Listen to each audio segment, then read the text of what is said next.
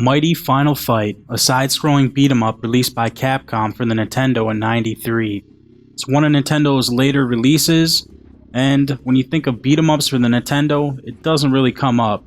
Well, I'm Late Night Retro, and let's look further at Mighty Final Fight. The first time I played Final Fight was for the Super Nintendo. It was one of my favorite games, and I never knew Nintendo had a Final Fight. By the time it was released, I was ready into Super Nintendo and Sega Genesis games. I also played it for the arcade. Now, Nintendo's version, besides the graphics, is true to the arcade. You have your choice between three fighters. Hagar, who is the mayor of the city and a former wrestler, Cody, who is a street brawler, and Guy, who is a quick martial arts kind of bro.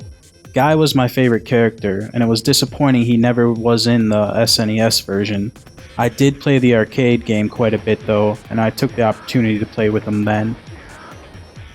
The story is nothing you haven't heard before. A girl gets kidnapped, and then you go throughout the streets and beat the ass of people on your way to save the girl. It's a little more elaborate than Double Dragon, where some dude just punches your lady in the gut and drags her off. In fact, Jessica, the damsel in distress in this game, is described as her beauty radiating like a beacon of light for the whole city, and she gives the people hope and the power to survive. Yeah, I think that's how they worded it. She gets taken by the leader of the Mad Gear Gang, who has fallen in love with her, and now you must get her back. Mighty Final Fight has 5 levels which hold true to the other versions. It starts off pretty easy and was a breeze to play through. It took me about 2 hours to beat the game. It doesn't really become challenging until the last stage, so if you're looking to play through it, make sure to kick ass at the beginning of the game and have as many resources as you can manage for the last level. The controls are easy enough, and it takes no effort to pull off your moves. You have a jump and a punch, and if you jump and use punch, you'll do a drop kick. Holding the down button or the up button while attacking will also allow you to throw enemies or execute a dodge type move. You can push both A and B at the same time to do a special attack at the price of some life.